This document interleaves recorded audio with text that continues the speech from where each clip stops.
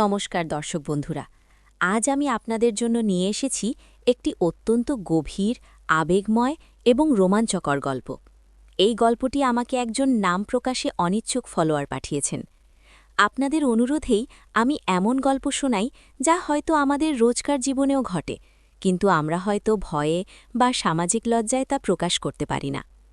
এই গল্পটি তেমনই একটি নিষিদ্ধ অনুভূতির, যা এক সাধারণ বাঙালি পরিবারের অন্দরমহলের আড়ালে বেড়ে উঠেছিল। গল্পের পড়তে পড়তে ছড়িয়ে আছে তীব্র আবেগ, ভয়, উত্তেজনা এবং এক গভীর আকর্ষণের বর্ণনা। আমি জানি আপনারা সবসময়ই আমার গল্পগুলোকে খুব ভালোবাসেন, তাই আজ যে গল্পটি বলবো সেটির প্রতিও আপনারা একই রকম ভালোবাসা দেখাবেন বলে আমার বিশ্বাস।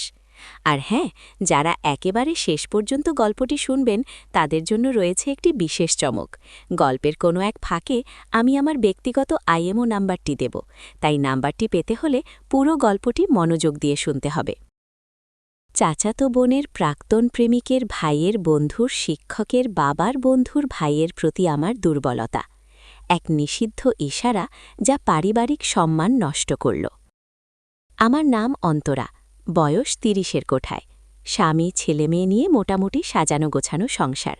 কিন্তু আমার এই শান্ত সুশৃঙ্খল জীবনের গভীরে লুকিয়ে আছে এক তুমুল ঝড়, এক নিষিদ্ধ আকাঙ্ক্ষা।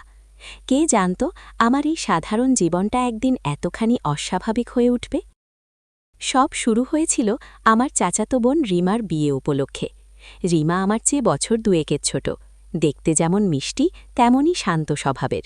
ওর বিয়েতে সব আত্মীয় স্বজন এসেছিল, সেই সূত্রেই পরিচয় ঘটেছিল অরিত্রে। অরিত্রের সাথে রিমার প্রাক্তন প্রেমিকের ভাইপো, মানে একটু জটিল সম্পর্ক। অরিত্র ছিল ওর ভাইয়ের বন্ধু। সহজ করে বললে আমার চাচাতো বোনের প্রাক্তন প্রেমিকের ভাইয়ের বন্ধুর বন্ধু। এইভাবেই তো সম্পর্কগুলো তৈরি হয়, তাই না? অরিত্রকে প্রথম দেখাতেই আমার কেমন যেন লাগল। ওর চোখে মুখে একটা শান্ত অথচ গভীর ব্যক্তিত্বের ছাপ ছিল। কথা বলতো খুব কম, কিন্তু যখন বলতো মনে হতো যেন প্রতিটি শব্দ ভেবে চিনতে বলছে। আমি ওর চোখে এক ধরনের বিষণ্ণতাও লক্ষ্য করেছিলাম, যা ওকে আরও আকর্ষণীয় করে তুলেছিল। আমার নিজের জীবনে তখন এক ধরনের একঘেয়েমি চলছিল। স্বামী, সংসার, ছেলেমেয়ে সবকিছুই ছিল, কিন্তু মনের গভীরে কোথাও একটা শূন্যতা ছিল। সেই শূন্যতাটা হয়তো অরিত্রের উপস্থিতি পূরণ করতে এসেছিল।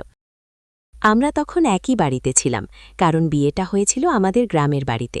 সকাল থেকে রাত পর্যন্ত একসাথে অনেক আত্মীয় স্বজনের মধ্যে থেকেও আমি অরিত্রকে খুঁজে নিতাম। আমাদের মধ্যে খুব বেশি কথা হতো না, ছোট ছোট ২-১টা কথা অথবা শুধু চোখে চোখে তাকানো। কিন্তু সেই অল্পতেই আমার বুকের ভেতরটা কাঁপত। ওর চোখে আমি কি দেখতে পেতাম?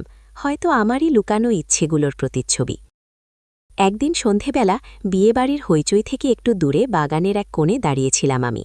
চারদিকে তখন আবছা অন্ধকার নেমে এসেছে। হালকা বাতাস বইছিল, আর তাতে জুঁই ফুলের গন্ধ মিশে এক অদ্ভুত মায়াবী পরিবেশ তৈরি হয়েছিল। হঠাৎ অনুভব করলাম কেউ আমার পাশে এসে দাঁড়িয়েছে। ঘুরে দেখি অরিত্র। আমার হার্টবিট তখন দ্বিগুণ হয়ে গিয়েছিল। আমি কি বলবো বুঝতে পারছিলাম না। ও আমার দিকে তাকিয়েছিল, গভীর চোখে। সেই চোখে যেন হাজারো না বলা কথা জমেছিল। আমি ফিসফিস করে জিজ্ঞেস করলাম, এখানে একা দাঁড়িয়ে কেন?